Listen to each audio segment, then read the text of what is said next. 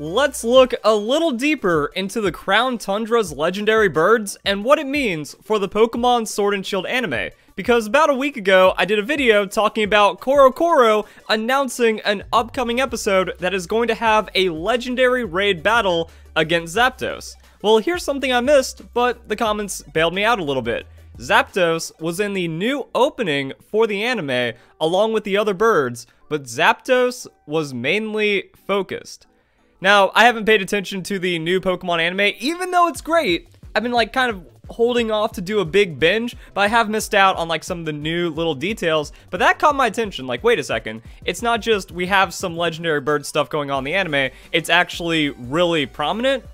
Okay, let's go a little deeper into that. So, you watch the anime, and that's already interesting. Like, this is just the intro. You don't have to do any crazy diving, but now that we have the upcoming, you know, legendary episode, and then it's starting to, like, fall in place with the Crown Tundra, and all the timings are lining up, this means a bit more.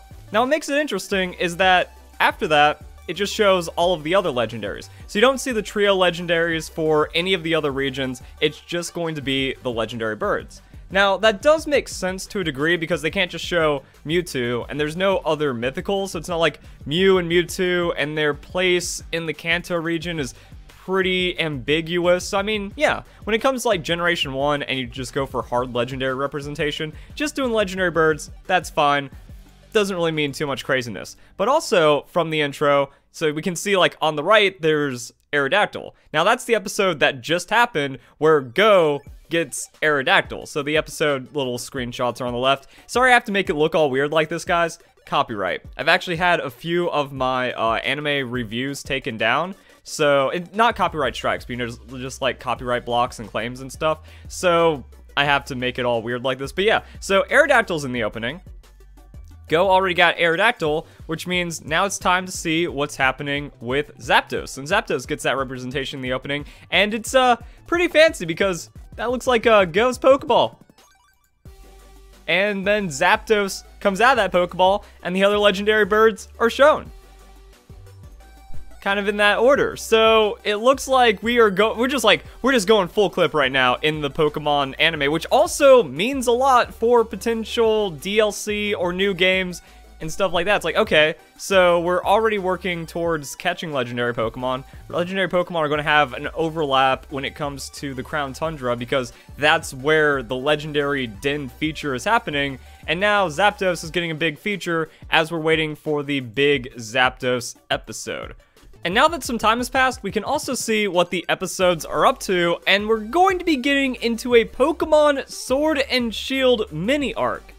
So there's going to be a multi-episode feature, and that's also where the shenanigans going on with Eternatus from the intro are breaking down. Now, a lot of people, they already had like their own little mini drama with this, like, hey, spoilers that Ash's Pokemon and Go's Pokemon are going to evolve. But yeah, so they're about to wrap up Pokemon Sword and Shield here, while also starting off like legendary raid representation. That seems like really good anime crossover for Pokemon Sword and Shield. The only question is like, okay, when are we going to be getting our next Pokemon Sword and Shield trailer? Like, just Crown Tundra trailer, 2 weeks later, games come out. We saw this with the Isle of Armor. It's been over 3 weeks, or not 3 weeks, it's been over 3 months since any Pokemon video game news. Like, now we're starting to get past Pokemon Presents territory, where it's like, okay, you know, we had beginning of June, that's when the trailer came out for the Isle of Armor and Crown Tundra. Then it came out, so it's like, alright, we have the new DLC, that's going to hold us over for a bit. Ooh, Pokemon Unite looks pretty cool. And now just nothing. But as we can see, it's starting to pick up. And then going back to Legendary Birds, that's significant, since they do consider it a legendary raid battle. And it looks pretty intense, and it got a feature for Koro. So when we see the intro putting up the legendary birds, I also feel like there could be a really easy transition where it's like, hey, you guys encountered Zapdos, right?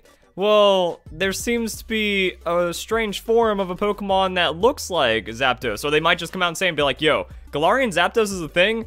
Got it. Maybe they should also maybe like show it a little bit to tease in at the end of one of the Pokemon Sword and Shield episodes. So, I mean, there's a lot of crazy potential, but then they also showed all of the other legendary Pokemon. So, Crown Tundra. Like, Crown Tundra is just going to be a massive, just legendary Pokemon fest, because we have Calyrex, that's going to be its own story. We have the Regis. Even though Ultra Beasts aren't legendary, it looks like they're going to be getting their own arc, and then we have the legendary birds. But once you're done with all of this craziness, there's so much to explore, because there's going to be Regi encounters, there's also just going to be all of these other landmarks that kind of open up into the rest of the story. Calyrex seems to have some fusion forms going off the data mine, and then, as we've already explored, and like, this is why I'm still baffled at how we don't have any information about the Crown Tundra through trailers, because, like, Dynamax Adventures, that could just get its own trailer right there. You don't even have to show anything about Calyrex. Also, a couple of the other new features, some other landmarks, just announcing, like, look forward to Ultra Beast returning, and then, like, just going over the 4, like, side quests that are going to be happening in the Crown Tundra, not even spoiling anything. That's its own trailer, and boom, you got, like, a trailer every 3 weeks from August until November for the Crown Tundra to come out or something. Either way, though, if they're going to be showing off so many legendaries in the anime, and there's also going to be, like, legendary raids and stuff, that's going to overlap with the legendary raids. But now, the timeline's going to get a little weird, because I'm still bullish on October for the Crown Tundra release, but it looks like, you know, we are going to have this go through October for the Pokemon Sword and Shield little series. However, it's like, how far through October is it going to go? Now, coming from Famitsu, it has been revealed that this will take part over 4 weeks. So it was also announced that the Pokemon Sword and Shield edition of the anime will start on October 23rd for 4 weeks, when Satoshi and Go will approach the legends and the secrets of the Galar region. So, I mean, it's not like the anime is going to completely precede the Crown Tundra. But like I said, now that they're wrapping everything up, things are kind of getting crazy for going into 2021 and the 25th anniversary and all of that other fun Pokemon goodness. So 4 episodes is going to put us into mid-November. And again, like, are they going to tease something at the end that immediately drops us off in the Crown Tundra? Where's the Isle of Armor representation? So far, there hasn't really been, like, any order to the Pokemon Sword and Shield anime, but there has been, well, actually just Pokemon Journeys, but, you know, there has been some kind of theme going through it. So they're effectively free to do whatever they want while also hitting major story points in decent time. So I'm actually still feeling all right about that. It's like, yeah, now that all of this is coming together, it's like, cool. Merchandise is picking up. TCG is picking up. TCG is starting to get crazy with its own things. I've done videos on that. So make sure to like, comment, subscribe, check out, keep up to date with all the crazy Pokemon stuff going on as we wait for the Crown Tundra.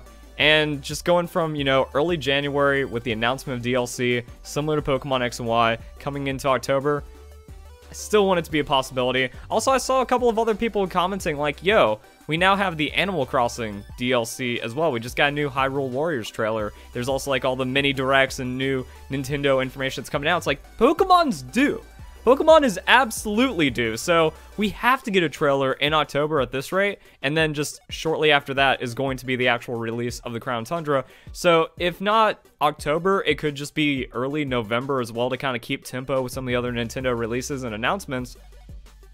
And I think that's just kind of some really good stuff. Either way, I'm pretty hopeful because of what's going on with the anime, with all these other features. It is also kind of crazy, like, this is effectively all the footage that we have. It looks pretty. It is awesome. And maybe this has something to do with the anime, since they are going to be showing off the legendary birds. They are going to be taking on in legendary raid battles. And then Pokemon Sword and Shield story is done after just a couple of episodes. So, hope you guys enjoy the video. Hope you all have a nice day. Thank you very much for watching.